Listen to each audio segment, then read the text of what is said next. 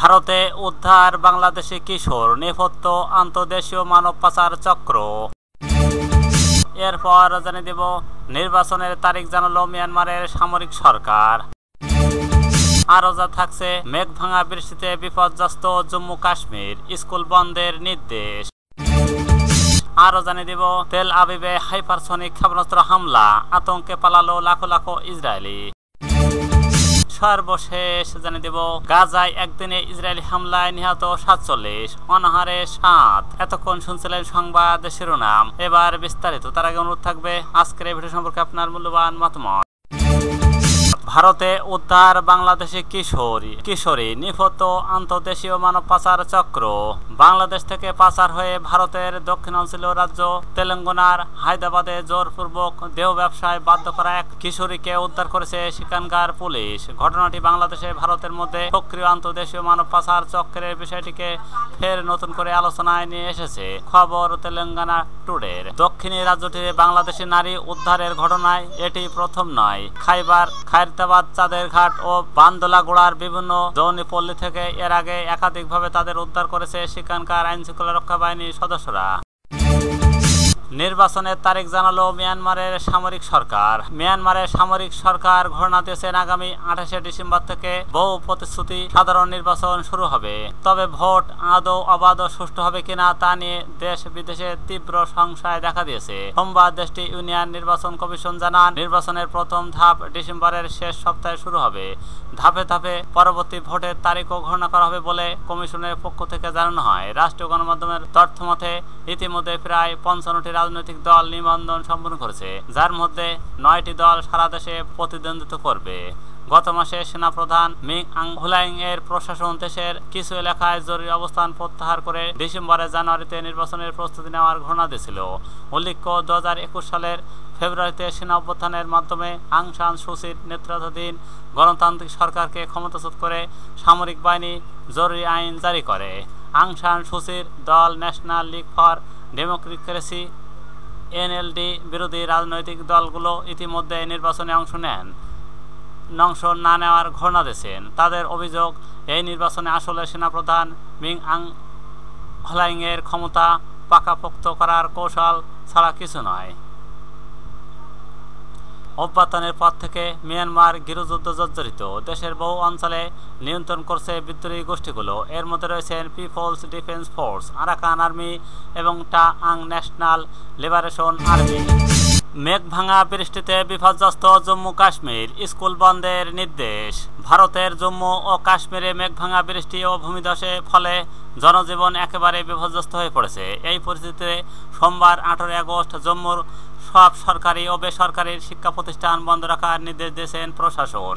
এদিকে 19 আগস্ট মঙ্গলবার পর্যন্ত প্রবল বর্ষণ সহ মেঘ ভাঙা বৃষ্টি ও আকস্মিক বন্যায় আশঙ্কা রয়েছে বলে সতর্কতা জারি করেছে আবহাওয়া অধিদপ্তর। গত 4 দিনে 3টি ভয়াবহ মেঘ ভাঙা বিপর্যয় ঘটেছে কিশোর ও কাঠুয়া জেলায়। কিন্তু ওয়ারের চিনছটি গ্রামে ভয়াবহ মেঘ ভাঙা বৃষ্টিতে এখন পর্যন্ত 68 জনের মৃত্যু হয়েছে। মৃতদের মধ্যে অধিকাংশই ছিলেন মাসাইল ও মাতা মন্দিরগামী তীর্থযাত্রী।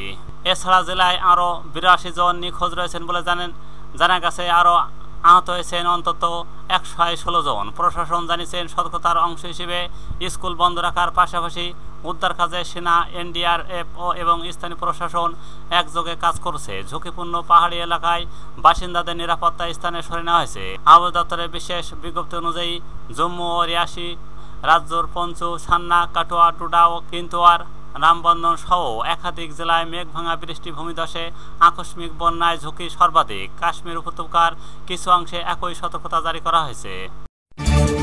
তেল আবিবে হাইপারসনিক ক্ষেপণাস্ত্র হামলা, আতঙ্কে পালালো লাখো লাখো ইসরায়েলি।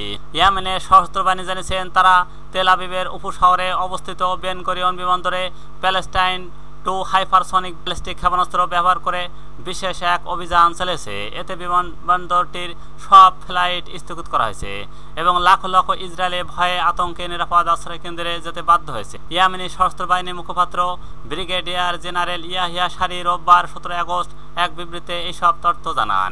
ইসরায়েলি বিমানবন্দরে চালানো এই বিশেষ সামরিক অভিযান সফল হয়েছে বলে দাবি করে তিনি বলেন, এই হামলার ফলে লাখো লাখো জায়নিস্ট আশ্রয় কেন্দ্রে পালাতে বাধ্য হয়েছেন এবং বিমানবন্দরে ফ্লাইট স্থগিত করা হয়েছে।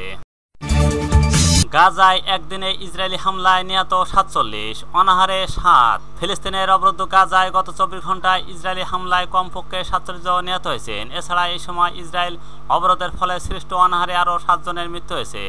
রোববার ১৭ আগস্ট ফিলিস্তিন স্বাস্থ্য মন্ত্রণালয় তথ্য জানিয়েছেন। মন্ত্রণালয় এক বিবৃতিতে জানিয়েছেন, ২০২৩ সালের অক্টোবর থেকে গাজা উপত্যকায় ইসরায়েলের গণহত্যামূলক যুদ্ধে কমপক্ষে ৬১,৯৪৪ জন ফিলিস্তিনি নিহত হয়েছেন। বিবৃতিতে বলা হয়েছে, গত ২৪ ঘন্টায় ৪৭টি মরদেহ হাসপাতালে আনা হয়েছে এবং ২২৬ জন আহত হয়েছেন, যার ফলে ইসরায়েলি হামলায় আহতের সংখ্যা বেড়ে ১,৫৫,৮৮৬ জনে দাঁড়িয়েছে।